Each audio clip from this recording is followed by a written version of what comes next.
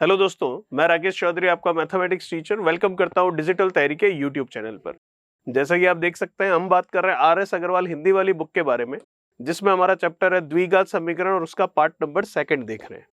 क्या कह रहा है part number second, question number 13 से स्टार्ट हो रहा है, जो कि आपको कह रहा है कि द्विघात समीकरण 4x square plus 4x plus 1 equals to 0 के मूल होंगे।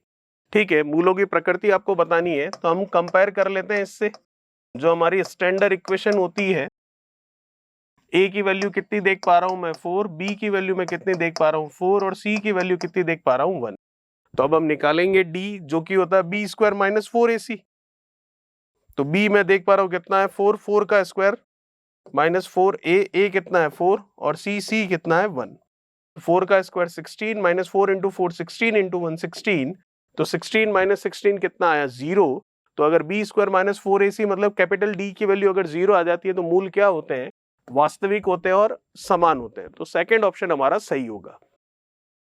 बात करते हैं क्वेश्चन नंबर 14 के बारे में। क्या कह रहा है क्वेश्चन नंबर 14, देखिए। यदि समीकरण के x square minus x x plus 3 के इक्वल्स टू 0 के मूलों का योगफल तथा गुणनफल बराबर हो तो के का मान क्या होगा। तो पहले तो इसकी स्टैंडर्ड इक्वेशन से कंपैरिजन करके ए बी और सी की वैल्यू देखते हैं। तो ए है के, बी है -6 और सी जो है वो है 3 के। क्योंकि ए होता है एक्स स्क्वायर के साथ वाला जो कि के है, बी होता है एक्स के साथ वाला जो कि -6 है, और सी होता है जो कि है ना एक्स स्क्वायर के साथ हो ना एक्स के साथ हो, कांस्टेंट हो, जो कि है 3 के। ठीक है, अब हमें कह रहा है कि मूलों का योग और गुणनफल बराबर है। तो मूलों का योग मतलब अल्फा प्लस बीटा, जिसको हम माइनस बी अपॉन ए से लिखते हैं। ठीक है, बराबर है किसके, मूलों के गुणनफल के, जो कि होता है अल्फा इंटू बीटा, जिसको सी अपॉन ए से लिखते हैं। ए से ए तो वैसे ही कट रहा है, माइनस बी, बी खुद माइनस का है और इस माइनस की वजह से प्लस का, तो ये आ गया 6। सी कितना आपके पास 3 के। तो के की वैल्यू आपको पूछी है जो कि आ रही है 2, मतलब आपका फर्स्ट ऑप्शन जो है वो बिल्कुल सही है। बात करते हैं नेक्स्ट क्वेश्चन नंबर 15 के बारे में। क्या कह रहा है क्वेश्चन नंबर 15, देखिए। क्वेश्चन नंबर 15 आपको कह रहा है कि पी के किस मान के लिए मूल जो है वास्तविक होंगे लेकिन भिन्न होंगे, मतलब अलग अलग होंगे, असमान होंगे।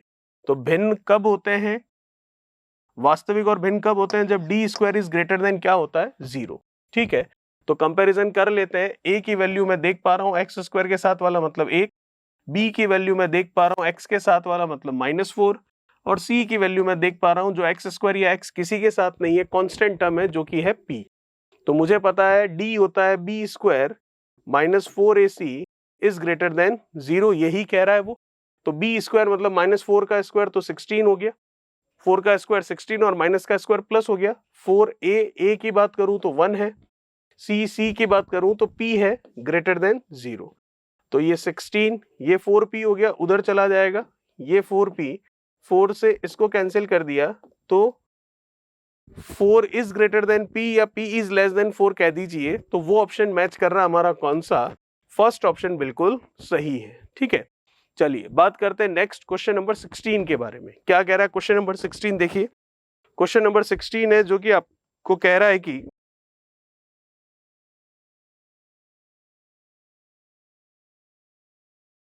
एक द्विघात समीकरण के मूलों का योगफल -2 तथा गुणनफल -4 है, यह समीकरण क्या होगा। तो अगर हमें पता है कि मूलों का योगफल और मूलों का गुणनफल हमारे पास हो और उस समय हमें समीकरण निकालनी है, तो वो समीकरण होती है एक्स स्क्वायर माइनस मूलों का योगफल एक्स प्लस मूलों का गुणनफल इक्वल्स टू 0। ठीक है, तो एक्स स्क्वायर, मूलों का योगफल कैसे निकलता है, मूलों का योगफल निकलता है -b अपॉन ac। ठीक है, और मूलों का गुणनफल कैसे निकलता है, वो निकलता है c अपॉन a से। तो आपको योगफल और गुणनफल दे ही रखा है तो निकालने की जरूरत ही नहीं है, सीधा इसमें वैल्यू रख लेते हैं। योगफल कितना आपके पास -2, तो ये लीजिए -2। गुणनफल कितना आपके पास -4, तो ये लीजिए -4। ठीक है, माइनस माइनस प्लस 2x और ये -4 इज इक्वल्स टू 0। तो X square plus 2x minus 4, X square plus 2x minus 4, third option हमारा सही है, जो कि आपका आंसर है इसका। बात करते हैं नेक्स्ट क्वेश्चन नंबर 17 के बारे में। क्या कह रहा है क्वेश्चन नंबर 17, देखिए। आपको समीकरण दे रखी है और समीकरण के बाद में आपको कह रहा है कि मूल अल्फा और बीटा है, तो 1 upon alpha plus 1 upon beta क्या होगा? तो 1 upon alpha plus 1 upon beta है। तो जैसा कि मैं देख सकता हूं, अल्फा बीटा एलसीएम ले लिया, अल्फा से अल्फा गया बीटा, प्लस बीटा से बीटा गया अल्फा। तो कुल मिलाकर मूलों का योग और मूलों का गुणनफल आपके सामने आया है। तो मूलों का योग जो है वो क्या होता है? माइनस बी अपॉन ए, बिल्कुल सही है। मूलों का गुणनफल क्या होता है? सी अपॉन ए, बिल्कुल सही है। ए से ए कैंसिल हो गया, माइनस बी अपॉन सी इसका आंसर होगा जो कि आपको पूछा गया है। तो माइनस बी, बी मतलब एक्स के साथ वाला जो कि 5 है, तो माइनस का 5 अपॉन क्या आ रहा है? सी, सी जो कि किसी के साथ नहीं है, एक्स स्क्वायर और एक्स, तो वो कितना है? -7, तो ये -7, माइनस से माइनस गया तो 5/7 जो है थर्ड ऑप्शन हमारा करेक्ट होगा। बात करते हैं नेक्स्ट क्वेश्चन नंबर जो 18 है उसके बारे में। क्वेश्चन नंबर 18 क्या कह रहा है देखिए, द्विघात समीकरण आपको निकालनी है और उसके दो मूल दे रखे हैं, 2 + √5 पहला मूल और 2 - √5 दूसरा मूल। तो हमें पता है क्या होगी द्विघात समीकरण, x² माइनस मूलों का योग इंटू x प्लस मूलों का गुणन इक्वल्स टू 0। तो x² माइनस मूलों का योग, इनका योग कर लेते हैं। पहला मूल ये है जिसको अल्फा नाम दे दो, दूसरा मूल ये है जिसको बीटा नाम दे दो। तो इनका योग करूंगा तो √5 ये तो 0 हो जाएगा, 2 और 2 ये कितना हो जाएगा? 4। तो योग आ गया 4। गुणन करना है तो अल्फा इंटू बीटा कर लो, तो a प्लस बी गुणा a माइनस बी, तो a² माइनस b² हो रहा है। तो a² मतलब 2 का स्क्वायर 4 और b² √5 का स्क्वायर 5, तो कितना आया? -1। तो ये आ गया यहाँ पर -1। तो ये आ गया x² minus 4x minus 1 is equals to 0। तो x² माइनस 4x माइनस 1 मतलब फर्स्ट ऑप्शन जो है वो आपका बिल्कुल सही है। चलिए बात करते हैं नेक्स्ट जो क्वेश्चन नंबर 19 है उसके बारे में। क्वेश्चन नंबर 19 क्या कह रहा है देखिएगा। क्वेश्चन नंबर 19 आपको कह रहा है कि यदि x² minus px plus q is equals to 0, ठीक है, इसके मूल अल्फा और बीटा है, तो alpha cube plus beta cube क्या होगा? तो alpha cube plus beta cube तो हम नहीं निकाल सकते, हम सिर्फ मूलों का योग मतलब अल्फा प्लस बीटा और मूलों का गुणनफल मतलब अल्फा इंटू बीटा ज्ञात कर सकते हैं।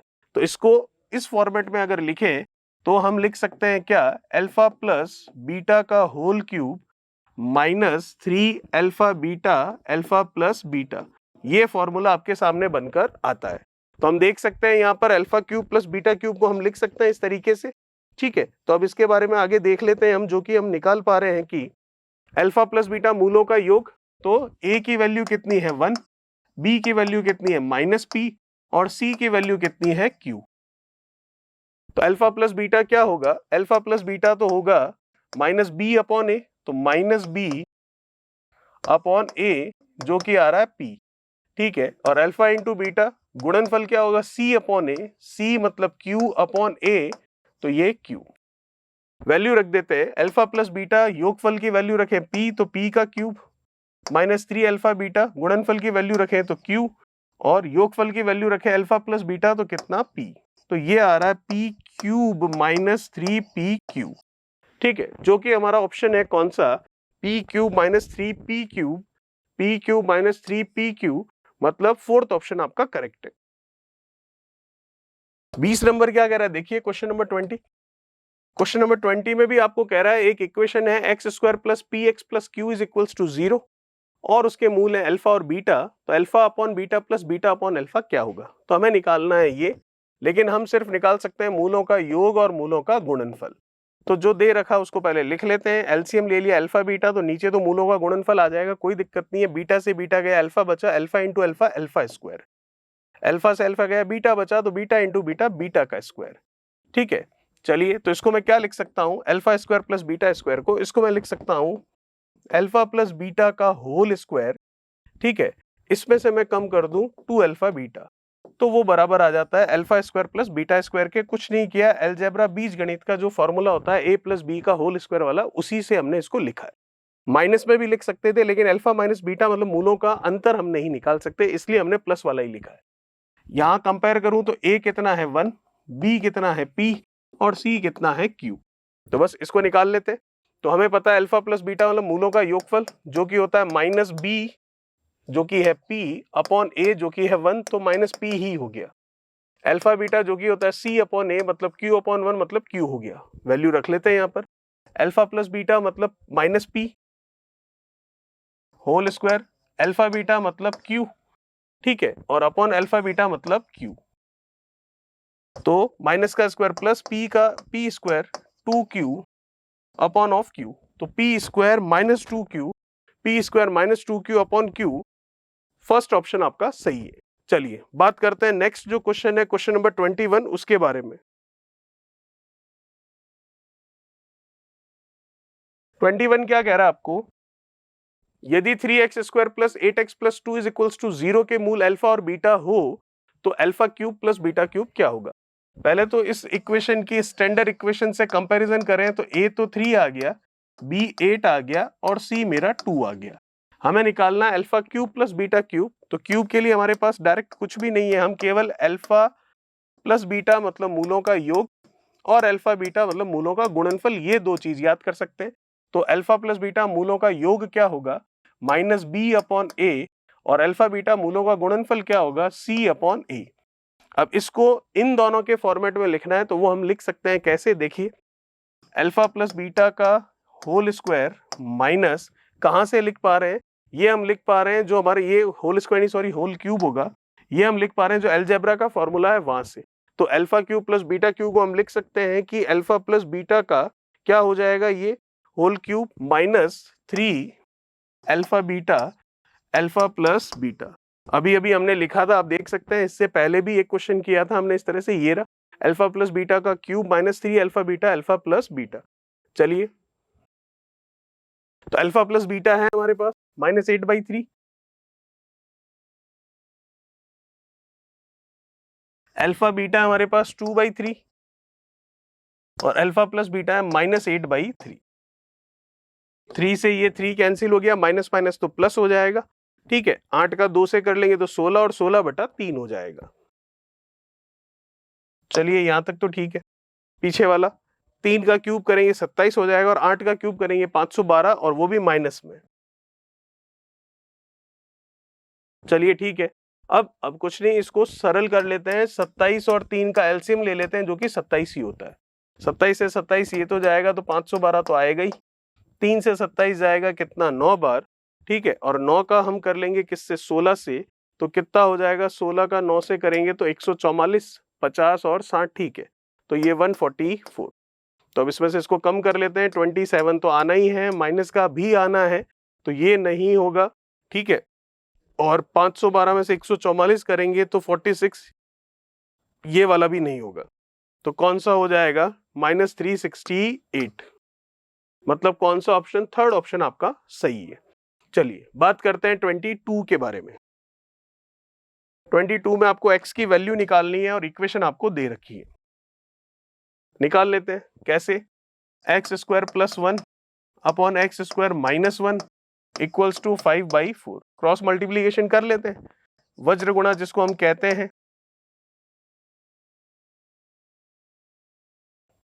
5x स्क्वायर 4x स्क्वायर उधर जाएगा तो 5x स्क्वायर में से 4x स्क्वायर जाएगा तो x स्क्वायर बचेगा, माइनस का 5 इधर आएगा तो प्लस का होगा 4 और 5 कितना 9, तो ये आ जाएगा 3। तो x की वैल्यू आ गई आपके पास कितनी 3, यही पूछी थी, तो प्लस माइनस 3 हो जाएगी क्योंकि स्क्वायर है, स्क्वायर हटेगा उधर स्क्वायर रूट होगा तो प्लस माइनस दोनों में आएगा।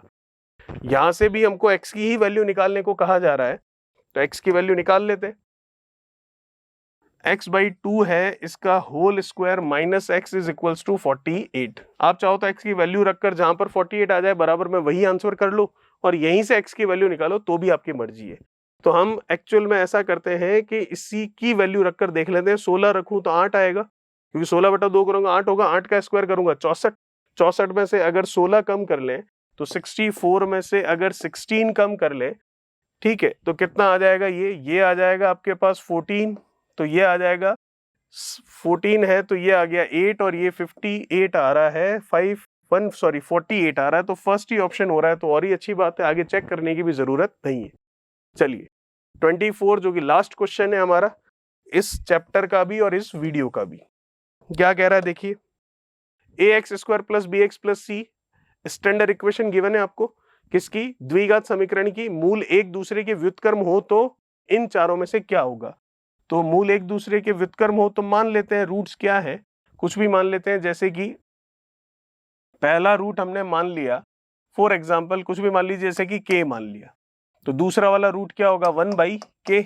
तो ये फर्स्ट है और ये सेकंड है, मतलब यूं कह दूं ये अल्फा है और ये बीटा है, ठीक है। तो अब आपको कह रहा है कि ये एक दूसरे के व्युत्क्रम हो तो इनमें से कौन सा सही होगा, तो व्युत्क्रम है, अगर इनवर्स है तो अल्फा और बीटा मतलब दोनों का मल्टीप्लीकेशन कितना आ रहा है, 1 आ रहा है। और अल्फा और बीटा होता क्या है, C/A होता है, तो C/A, तो C क्या है, C ही है, A क्या, A ही है, तो 1 इज इक्वल्स टू C/A, तो A is equals to C, जो कि हमारा थर्ड ऑप्शन है और वो बिल्कुल सही है। तो ये था हमारा क्वेश्चन नंबर 24, जो कि लास्ट क्वेश्चन था इस चैप्टर का और इस वीडियो का। बात करेंगे नेक्स्ट वीडियो में नेक्स्ट चैप्टर के बारे में। तब तक चैनल को सब्सक्राइब, वीडियो को लाइक, शेयर और कमेंट बॉक्स में कमेंट्स कीजिए। Thank you so much. Please like, share, subscribe digital तैयारी।